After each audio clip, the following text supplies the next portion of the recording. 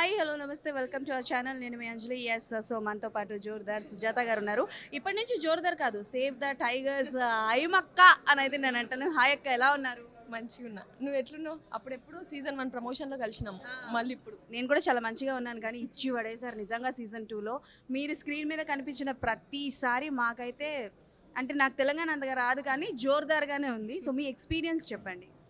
అంటే సీజన్ 1 చేస్తున్నప్పుడు నాకు అంత ఎక్కువ స్కోప్ లేకుండే, ఉండింది అప్పుడు కూడా. అంటే మాట్లాడే దాంట్లో కానీ కొంచెం లిమిట్ ఉండే అనమాట. దీంట్లో కూడా లిమిట్ ఉండింది, కానీ ఎంత అంటే అంత ఈ ఈ సీన్కి మేము ఇట్లా కూడా మాట్లాడొచ్చా అని చెప్పేసి డైరెక్టర్ అన్న వాళ్ళతో, రైటర్ అన్న వాళ్ళతో, ఆబ్వియస్లీ ప్రదీప్ అన్న, అరుణ్ అన్న చాలా సపోర్ట్ చేసినారు. అండ్ వాళ్ళు సపోర్ట్ చేసిన దానికంటే పక్కన గంట ప్రియదర్శి గారు బాగా సపోర్ట్ చేసినారు. అంటే మేము ఏ సీన్ చేసినా కూడా మేము నవ్వుకోవడము, అంత ఎక్కువ ఫన్ ఉండే. సో బేసికల్గా ఫన్ జోనర్ అని ఏమన్నా మాకు గుర్తుకొచ్చేది రాకేష్ గారు. సో అంటే లైక్ మీరు షూటింగ్ పీరియడ్ అయిపోయిన తర్వాత వెళ్ళి షేర్ చేసుకునేవారా మూమెంట్స్, ఇదిలా జరిగింది అని? అవును. అంటే షూటింగ్ లొకేషన్లో నాకు ఏది జరిగినా నేను వెళ్ళి నాకు అది అలవాటు అన్నట్టు. సో ఆయనతో చెప్పినప్పుడు కూడా మస్తు కొన్నిసార్లు ఆయన ఫ్రీ ఉన్నప్పుడు మాత్రం మంచిగా వింటుండే, కొన్నిసార్లు ఏదైనా వర్క్ మూడ్లో ఉన్నప్పుడు నేను తర్వాత వింటా, ఇప్పుడు చెప్పకు నాకు మైండ్ కూడా ఎక్కదు అని చెప్పేసి అంటుండే. బట్ ఎప్పుడు చెప్పినా సరే ఎంజాయ్ చేస్తుండే. ఇంకొంచెం నేను ఇట్లా చేసిందేమో అని నాకు కొంచెం ఏమన్నా డౌట్లు అనిపించినా కూడా చెప్తే కొంచెం మోటివేట్ చేయడము, లేకపోతే ఎట్లా చేసుకోవాలి అనేది చెప్పడము. నాకైతే ఒకటి అనిపించింది అక్క, మీరందరూ పబ్లో ఒక సీన్ ఉంటుంది కదా, వైఫ్స్ పడే కష్టం గురించి మాట్లాడతారు కదా, ఆ డైలాగ్ మా సుజాతకి ఇచ్చుంటే బాగా చెప్పుందరేమో, ఇంకా ఎక్కువ ఇంపాక్ట్ ఉండేదేమో అని అనిపించింది. అంటే ఎవ్రీ సీన్ కూడా రైటర్ అన్న వాళ్ళు, డైరెక్టర్ అన్న వాళ్ళు చాలా కూర్చొని బాగా దాని మీద స్టడీ చేసిండ్రు. అంటే నేను ఒక విలేజ్ బ్యాక్గ్రౌండ్ నుంచి వచ్చి, లేకపోతే ఎక్కువ చదువుకొని నేను అంత పెద్ద డైలాగ్ చెప్తే యాప్ట్ అవ్వదు కదా.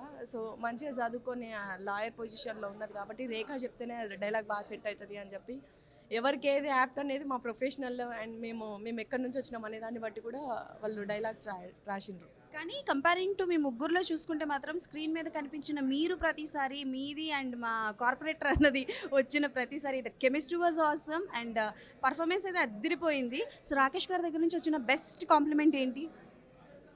అంటే సీజన్ 2 చూసిన తర్వాత చెప్పాలి. సీజన్ 1 అప్పుడు మాత్రం అసలు నువ్వు ఇంత మంచిగా పర్ఫామ్ చేస్తావని నేను ఎక్స్పెక్ట్ చేయలేదు అని చెప్పిండ్రు. ఎందుకంటే నాది ఫస్ట్ పర్ఫార్మెన్స్ కదా, సేవ్ ద టైగర్స్ నేను చేసిన ఫస్ట్ ప్రాజెక్ట్ అది, కాబట్టి నేను అంత ఎక్స్పెక్ట్ చేయలేదు, చాలా బాగా చేసినావు అని చెప్పేసి.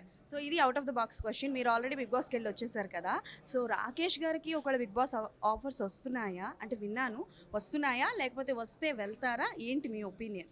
అంటే అది కంప్లీట్లీ తన డెసిషనే. అంటే వస్తున్నాయి ఆఫర్స్, కానీ ఓకే తన డెసిషన్.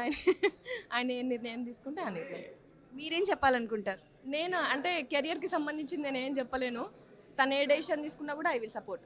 Okay, definitely. సో మేము కూడా ఈగర్లీ వెయిట్ చేస్తున్నాం ఆయన బిగ్ బాస్లోకి వెళ్తే చూడాలి అని చెప్పేసి. ఆయన వెళ్తే మిమ్మల్ని కూడా మేము మళ్ళీ చూస్తాం కాబట్టి బిగ్ బాస్లో we're eagerly waiting and all the best for your future projects. So dream role అని ఏమైనా ఉందా? అట్లేం లేదు, ఏమో నా క్యారెక్టర్కి, నా లాంగ్వేజ్కి ఏదో వస్తే చేసుకుంటూ వెళ్ళిపోవటం. సూపర్. తెలంగాణ శకుంతల గారిని మైమర్పిస్తున్నారు మన సుజాత అక్క మాత్రం. సో చాలా పెద్ద కాంప్లిమెంట్ నాకు అది.